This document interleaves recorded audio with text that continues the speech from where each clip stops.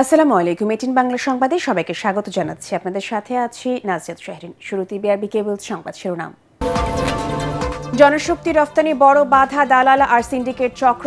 অভিবাসন দিবসে প্রধান উপদেষ্টা জালিয়াতি বন্ধ করে শ্রমিক রক্ষার তাগিদ।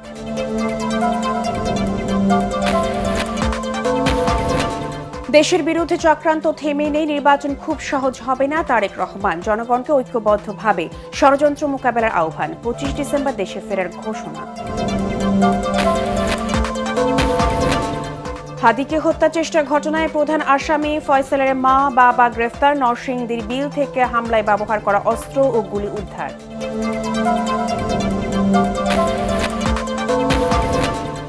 সাবেক সেনা কর্মকর্তা জিয়াউল আহসানের বিরুদ্ধে গুম ও হত্যার অভিযোগ আমলে নিল ট্রাইব্যুনাল।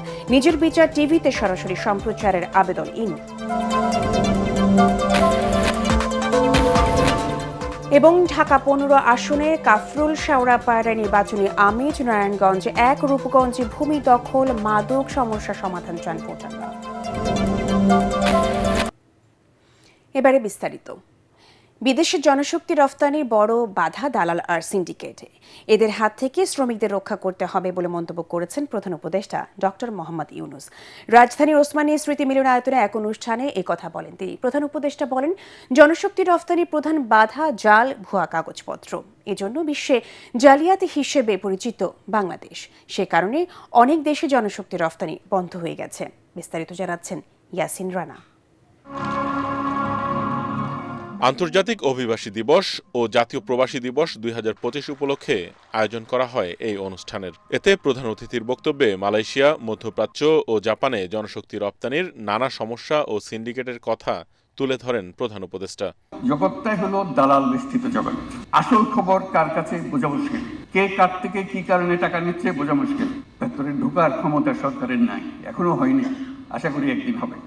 ভুয়া কাগজ ও জালিয়াতির জন্য বিশ্বের অনেক দেশে রপ্তানির পথ বন্ধ হয়ে গেছে বলেও জানান তিনি। যে দেশে লোক পাঠাতে যে প্রথম কথা হলো তোমাদের কাগজপত্র সব জাল, নকল, ভেজাল, ভুয়া।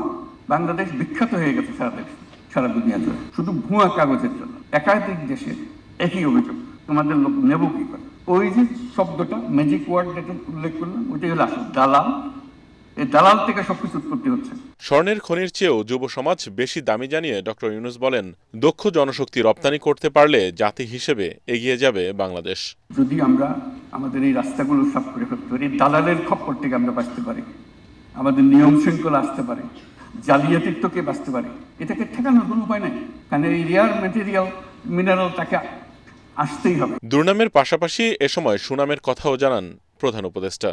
তিনি বলেন, ইতালি, ফ্রান্স, লন্ডন সহ ইউরোপে বাংলাদেশিদের কাজের বেশ সুনাম রয়েছে। এর জন্য সেই প্রস্তুতি জাতি হিসেবে আমাদেরকে নিতে হবে। ইয়াসিন রানা, এটিএন বাংলা, ঢাকা। দেশের বিরুদ্ধে ষড়যন্ত্র থেমে নেই, আগামী নির্বাচনে খুব সহজ হবে না বলে মন্তব্য করেছেন বিএনপির ভারপ্রাপ্ত চেয়ারম্যান তারেক রহমান। এ সময় দেশের বিরুদ্ধে সব ষড়যন্ত্র রুখে দিতে জনগণকে ঐক্যবদ্ধ থাকার আহ্বান জানান তিনি। লন্ডনে যুক্তরাজ্য বিএনপির আলোচনা সভায় তারেক রহমান এসব কথা বলেন। তিনি আরও বলেন, 12 ফেব্রুয়ারির নির্বাচনে দল ক্ষমতায় গেলে 31 দফা পরিকল্পনা বাস্তবায়নের মধ্য দিয়ে দেশকে এগিয়ে নেওয়া হবে। এ সময় 25 ডিসেম্বর দেশে ফেরার ঘোষণা দেন তারেক রহমান। জাহিদুল আলমের রিপোর্টে বিস্তারিত। প্রায় 1.5 যুগ পর দেশে ফিরছেন বিএনপির ভারপ্রাপ্ত চেয়ারম্যান তারেক রহমান।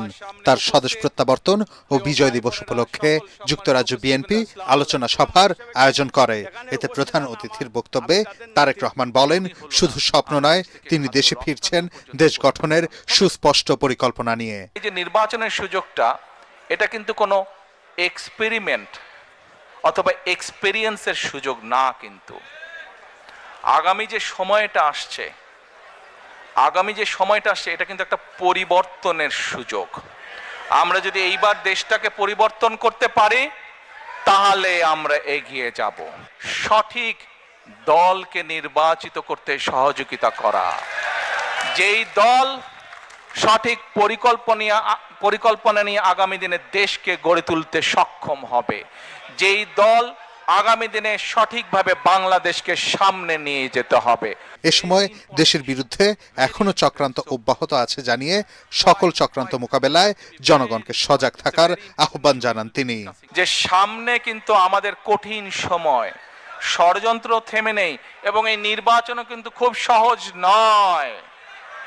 আপনারা অনেকেই কিন্তু ব্যাপারটা এখন বুঝতে পারছেন। 1 বছর আগে যা বলেছিলাম সেটা কিন্তু হচ্ছে এখন। আমি আবারও বলছি, সামনের সময় কিন্তু খুব সুবিধার না, কাজেই সকলকে ঐক্যবদ্ধ থাকতে হবে। ঐক্যবদ্ধ থাকতে পারবেন? ঐক্যবদ্ধ থাকতে পারলেই আমরা আমাদের এই যে পরিকল্পনা বললাম সফল করতে পারবো। আগামী 25 ডিসেম্বর তাকে বিদায় দিতে লন্ডন এয়ারপোর্টে নেতাকর্মীদের ভিড় না করারও আহ্বান জানান তারেক রহমান। আমার মানা করা সত্ত্বেও, আমার অনুরোধ করার পরেও যারা যাবেন, আমি ধরে নিতে বাধ্য হব যারা ব্যক্তিগত স্বার্থের জন্য সেখানে গিয়েছেন। জাহিদুল আলম, এটিএন বাংলা।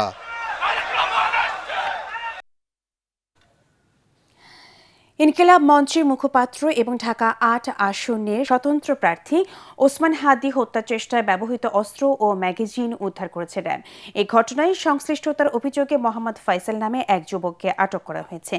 এক সংবাদ বিজ্ঞপ্তিতে র্যাব জানায়, নরসিংদী জেলার সদর থানাধীন তরুয়া এলাকার মোল্লার বাড়ির সামনে তরুয়ার বিলের পানির মধ্য থেকে এসব অস্ত্র উদ্ধার করা হয়। উদ্ধারকৃত আলামতের মধ্যে রয়েছে 2টি বিদেশি পিস্তল, 2টি ম্যাগাজিন, একটি খেলনা পিস্তল, 41 রাউন্ড গোলা বারুদ।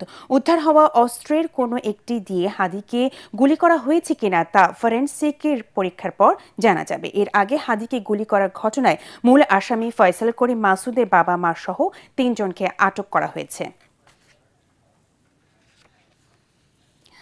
গুম ও হত্যার ঘটনায় সাবেক সেনা কর্মকর্তা জিয়াউল আহসানের বিরুদ্ধে মানবতাবিরোধী অপরাধের অভিযোগ আমলে নিয়েছে ট্রাইব্যুনাল। আন্তর্জাতিক অপরাধ ট্রাইব্যুনাল 1-এর চেয়ারম্যান বিচারপতি গোলাম মর্তুজা মজুমদারের আদালতে অভিযোগ দায়ের করলে তা গৃহীত হয়। চিফ প্রসিকিউটর তাজুল ইসলাম জানান, জিয়াউল আহসানের বিরুদ্ধে শতাধিক হত্যাকাণ্ডের অভিযোগ আনা হয়েছে। হত্যার পর লাশ সুন্দরবন হয়ে বঙ্গোপসাগরের মোহনায় পেট কেটে সিমেন্টের বস্তা বেঁধে ভাসিয়ে দেওয়া হতো বলেও জানানো হয়েছে। এসব হত্যাকাণ্ডের উপহার স্বরূপ তাকে সেনাবাহিনীর নিয়ম ভেঙে মেজর থেকে মেজর জেনারেল পদে শেখ হাসিনা পদোন্নতি দিয়েছিলেন বলেও জানান তাজুল ইসলাম। 21 ডিসেম্বর আসামিকে সশরীরে আদালতে হাজির করার নির্দেশ দেন।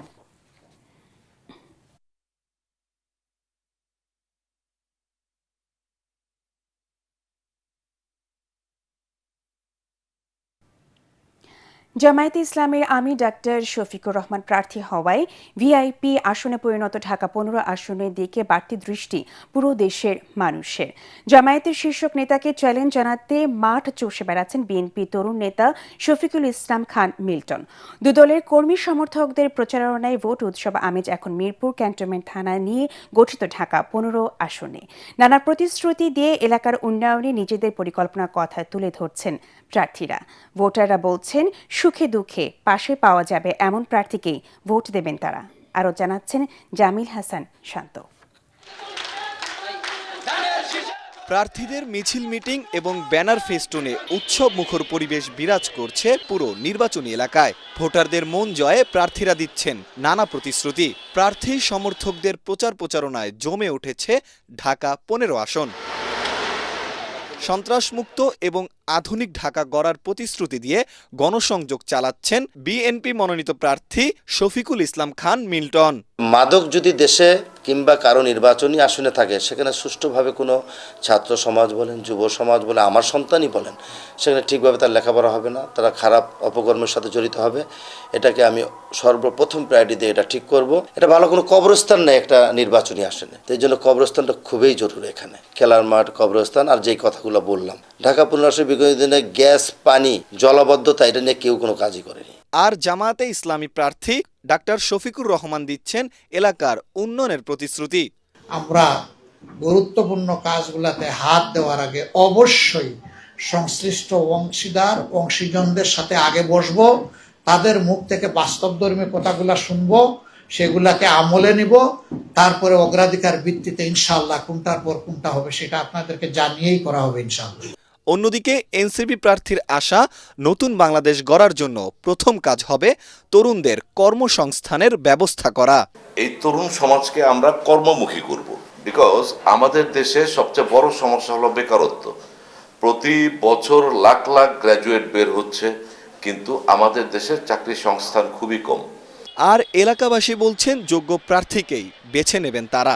মাদকের জন্য যুব সমাজ ধ্বংস হয়ে যাচ্ছে, এটার জন্য সরকার যে সরকারি আমাদের আসুক তার জন্য এটার জন্য পদক্ষেপ নেয়। আমরা সবাই চাই যে এমন একটি ইলেকশন হোক যেটা জাতির কাছে স্মরণীয় হয়ে থাকবে। 4টি ওয়ার্ড নিয়ে গঠিত ঢাকা 15 আসন, মোট ভোটার 3,51,000-এরও বেশি।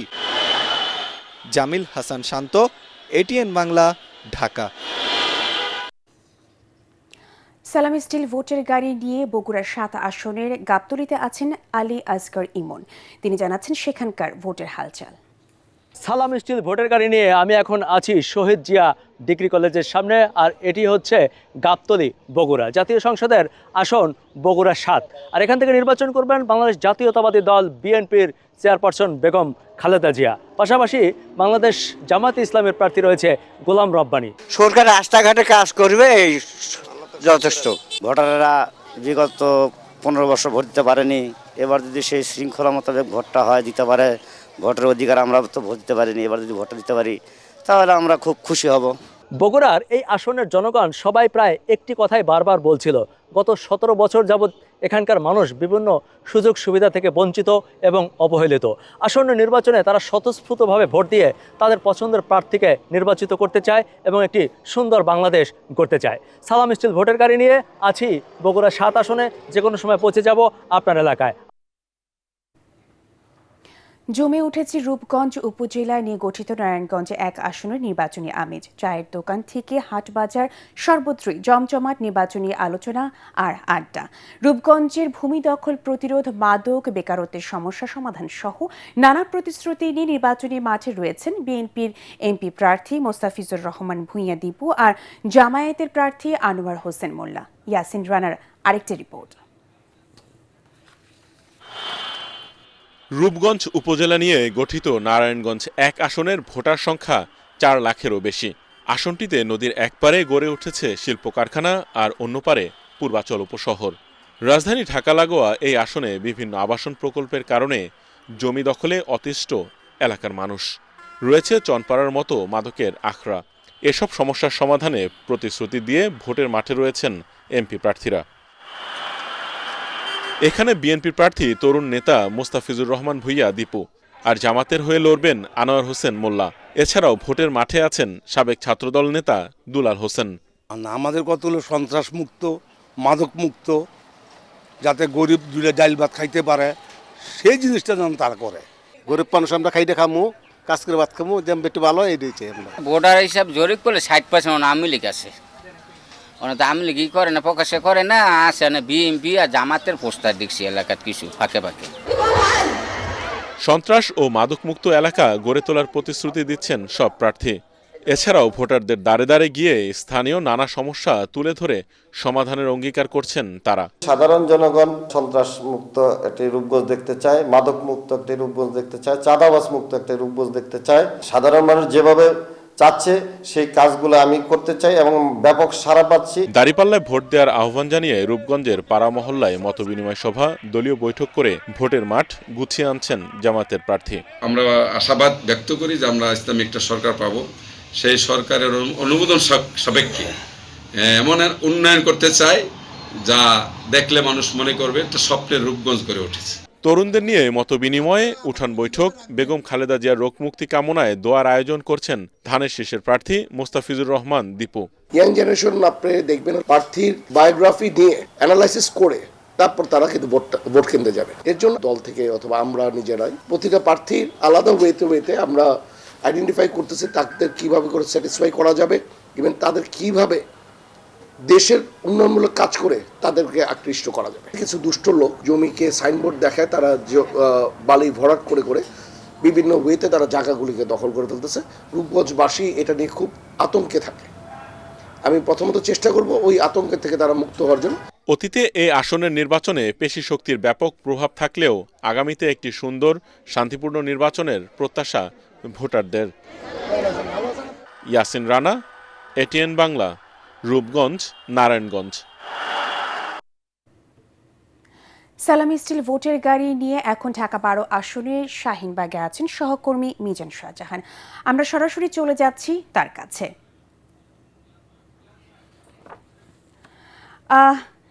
মিজান, নির্বাচনে অংশ নেওয়া প্রার্থীদের কাছে ভোটারদের প্রত্যাশা কেমন এবং কি আমাদেরকে এ সংক্রান্ত বিস্তারিত জানাবেন?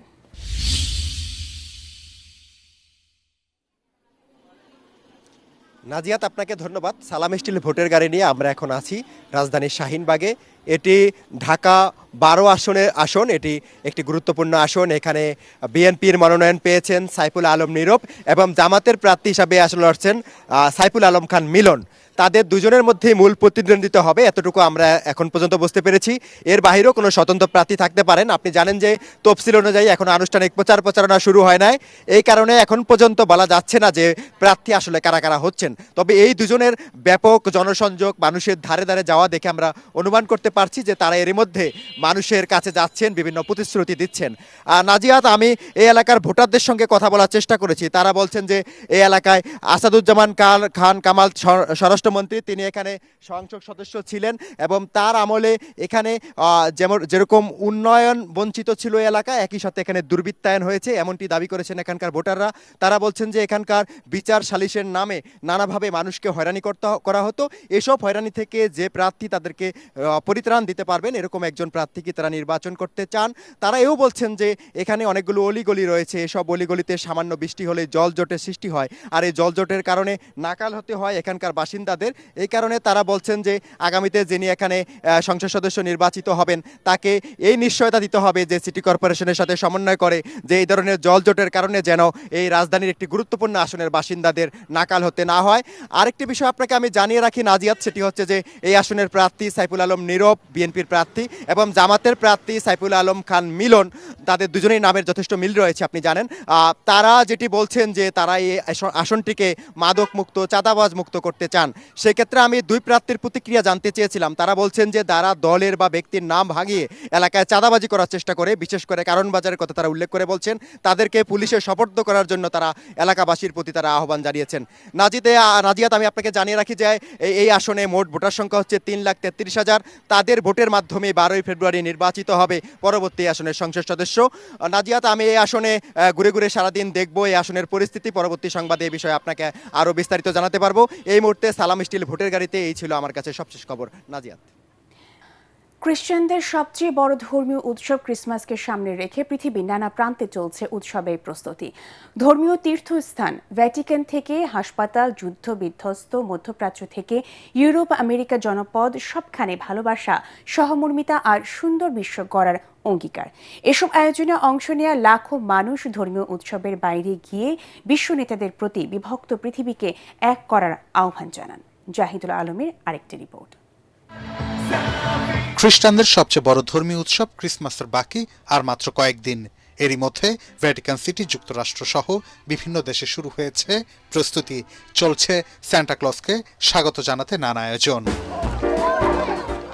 খ্রিস্টানদের তীর্থভূমি ভ্যাটিকান সিটির সেন্ট পিটার্স স্কয়ারে 25 মিটার দীর্ঘ ক্রিসমাস ট্রি আলো ছড়াচ্ছে। বর্ণাঢ্য আয়োজনে চলছে ঐতিহ্যবাহী কোরাস। এবছর ক্রিসমাসের থিম অনুযায়ী সাজানো হয়েছে গোটা শহর।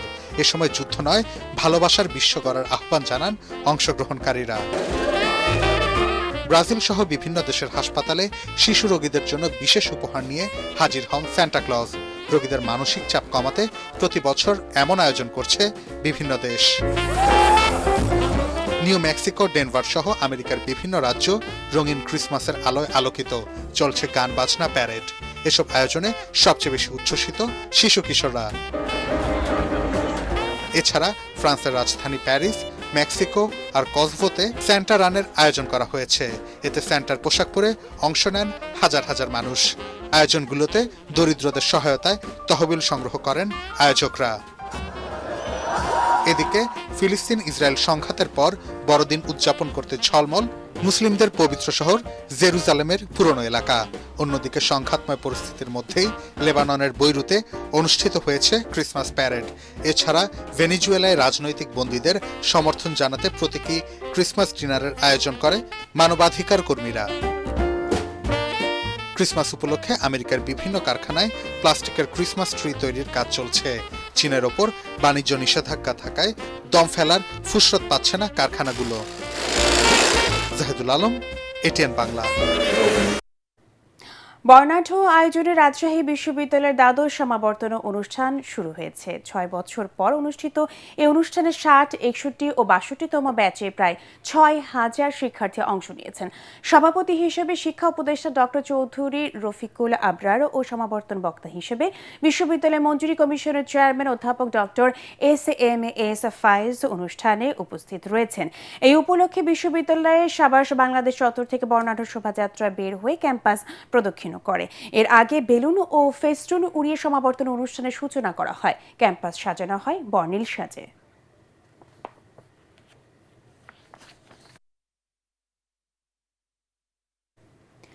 উত্তরের জেলা পঞ্চগড়ে গত কয়েকদিন ধরে তীব্র শীত অনুভূত হচ্ছে। আজ সকাল 9টায় সেখানে সর্বনিম্ন তাপমাত্রা 9.7 ডিগ্রি সেলসিয়াস রেকর্ড করে তেঁতুলিয়া আবহাওয়া অফিস। মঙ্গলবার সর্বনিম্ন তাপমাত্রা ছিল 9.5 ডিগ্রি সেলসিয়াস।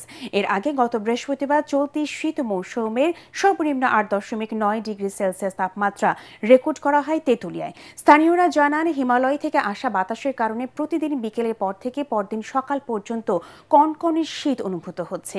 এতে বিপাকে পড়েছেন নিম্ন আয়ের শ্রমজীবী মানুষ। হাসপাতালগুলোতে বাড়ছে শীতজনিত নানা রোগে আক্রান্তের ভিড়। এদিকে এ মাসের শেষে তাপমাত্রা আরও নিচের দিকে নেমে যাওয়ার আশঙ্কা রয়েছে বলে জানিয়েছে আবহাওয়া অফিস। পূবালী ব্যাংক বাণিজ্য সংবাদ।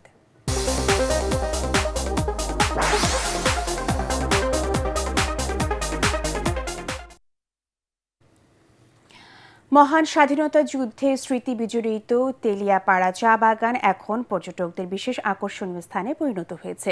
প্রতি বছর বিশেষ করে শীত মৌসুমে দেশের বিভিন্ন এলাকা হতে সেখানে ছুটে যান দর্শনার্থীরা। বিশেষ করে চা বাগানের সবুজ শ্যামল ছায়া ঘেরা পরিবেশ, পাহাড়ে ঘেরা শাপলা বিল ও প্রাকৃতিক সৌন্দর্য পর্যটকদের আরও কাছে টেনে নেয়। মুক্তিযুদ্ধ পরিচালনার জন্য বাংলাদেশকে 11টি সেক্টরে বিভক্ত করা হয়েছিল হবিগঞ্জের তেলিয়াপাড়া চা বাগানে অনুষ্ঠিত বৈঠক থেকে। 1971 সালের 4 এপ্রিল ওই বাগানের বড় বাংলোতে মুক্তিযুদ্ধ পরিচালনা কৌশল নির্ধারণ করতে প্রথম সভা অনুষ্ঠিত হয়। টিলা ও পাহাড় বেষ্টিত চা বাগানে মনোরম পরিবেশে মুক্তিযুদ্ধের সর্বাধিনায়ক আতাউল গনি ওসমানের উপস্থিতিতে 27 সেনা কর্মকর্তা মিলিত হয়েছিলেন ওই বৈঠকে। সন্ধানী লাইফ ইন্স্যুরেন্স আন্তর্জাতিক সংবাদ।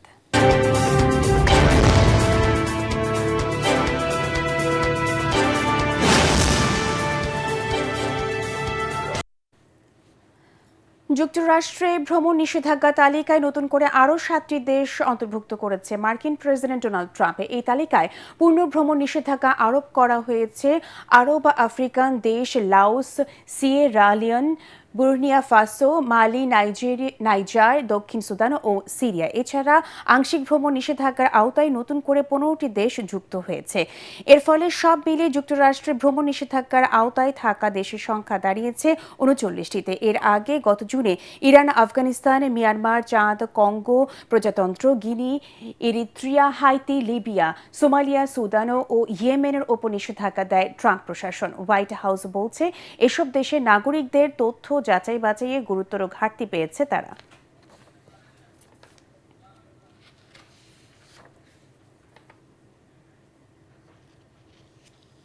নিউ ইয়র্কের কুইন্সে মহান বিজয় দিবস 2025 উপলক্ষে অনুষ্ঠিত হয়ে গেল আলোচনা ও সাংস্কৃতিক অনুষ্ঠান। ফ্লাশিংয়ের কুইন্স পাবলিক লাইব্রেরি মিলনায়তনে প্রবাসী সাহিত্য ও সাংস্কৃতিক সংগঠন উন বাঙ্গাল আয়োজিত অনুষ্ঠানে প্রবাসী বাংলাদেশিরা উপস্থিত ছিলেন। অনুষ্ঠানে সভাপতিত্ব করেন উন বাঙ্গালের সভাপতি মুক্তি জহির। বিজয় দিবসের তাৎপর্য নিয়ে মূল আলোচনা করেন কবি ও ভাষাশিল্পী কাজী জহিরুল ইসলাম। অনুষ্ঠানে সমাপনী বক্তব্য রাখেন উন বাংলার অমর 21 বইমেলা 2026 এর আহ্বায়ক ফখরুল আলম। পরে সাংস্কৃতিক অনুষ্ঠানে অংশগ্রহণকারীরা স্বরচিত কবিতা পাঠ করেন। শিল্পীরা বিজয়ের গান পরিবেশন করেন। এছাড়া নতুন প্রজন্মের শিল্পীদের সঙ্গীত ও নৃত্য পরিবেশনা অনুষ্ঠিত হয়। খেলার খবর।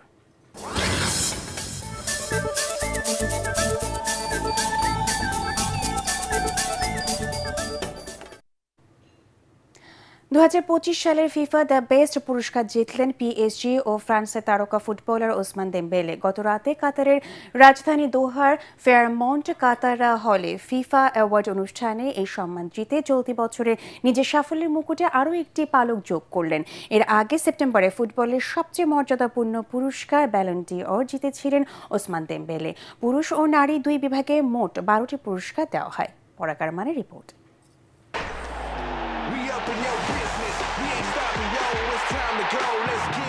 ফিফা বর্ষসেরা পুরুষ খেলোয়াড়দের সংক্ষিপ্ত তালিকায় ওসমান দেমবেলের সঙ্গে ছিলেন বার্সেলোনার বিস্ময় প্রতিভা লামিনে ইয়ামাল এবং রিয়াল মাদ্রিদের অধিনায়ক কিলিয়ান এমবাপে। তবে প্যারিস সেন্ট জার্মেই হয়ে ঐতিহাসিক মৌসুম কাটানো দেমবেলেই ছিলেন ফেভারিট।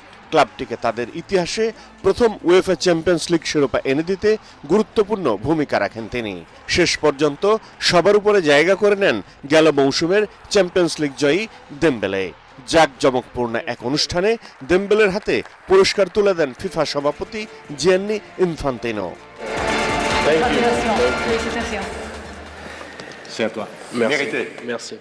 দ্য বেস্টের পুরস্কার হাতে নিয়ে 28 বছর বয়সী এই ফরওয়ার্ড সতীর্থদের সাপোর্টকে স্মরণ করেন। সবার আগে আমি সতীর্থদের ধন্যবাদ দিতে চাই। আমাদের কঠোর পরিশ্রমের পুরস্কার পেয়েছি।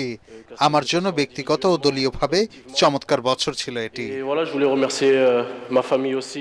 নারী ফুটবলে টানা তৃতীয়বারের মতো দ্য বেস্ট ফিফা জেতেন বার্সেলোনার মিডফিল্ডার আইতানা বোনমাতি। নিজের এই অর্জন জয়ে তিনি পেছনে ফেলেন জাতীয় দলের সতীর্থ মারিয়ানা কালদেন্তেই এবং আলেক্সিয়া পুতেলাসকে। Thank you, Jill. Happy to see you for the second time in a row. And thank you for giving me the award. Coach হিসেবে পুরুষ বিভাগে সেরা হয়েছেন পিএসজির লুইস এনরিকে, আর নারী ফুটবলের দ্য বেস্ট নির্বাচিত হন ইংল্যান্ডের সফল কোচ সারিনা উইকব্যান। এছাড়া বক্সের বাইরে থেকে নেয়া দৃষ্টিনন্দন বাইসাইকেল কিক থেকে গোলের জন্য 2025 সালের পুস্কাস অ্যাওয়ার্ড জিতেছেন আর্জেন্টিনার ক্লাব ইন্ডিপেন্ডেন্টের সান্তিয়াগো মন্তিয়াল। নারী ফুটবলে বর্ষসেরা গোলের জন্য মার্তা অ্যাওয়ার্ড জেতেন লিজবেথ ওভালে। সেরা গোলকিপার হন জিয়ানলুইগি দোন্নারুমা এবং হানা হ্যাম্পটন। এছাড়া পুরুষ ও নারী বর্ষসেরা দলও ঘোষণা করে ফিফা।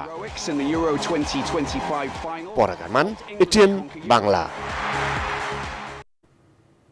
শেষ করার আগে বিআরবি কেবল সংবাদ শিরোনামগুলো জানিয়ে দিব আরও একবার। জনশক্তি রফতানি বড় বাধা দালাল আর সিন্ডিকেট চক্র।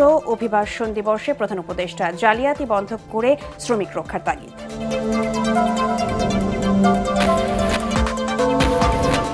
দেশের বিরুদ্ধে চক্রান্ত থেমে নেই, নির্বাচন খুব সহজ হবে না। তারেক রহমান জনগণকে ঐক্যবদ্ধভাবে ষড়যন্ত্র মোকাবেলার আহ্বান। 25 ডিসেম্বর দেশে ফেরার ঘোষণা। হাদিকে হত্যা চেষ্টার ঘটনায় প্রধান আসামি ফয়সালের মা বাবা গ্রেফতার। নরসিংদীর বিল থেকে হামলায় ব্যবহার করা অস্ত্র ও গুলি উদ্ধার।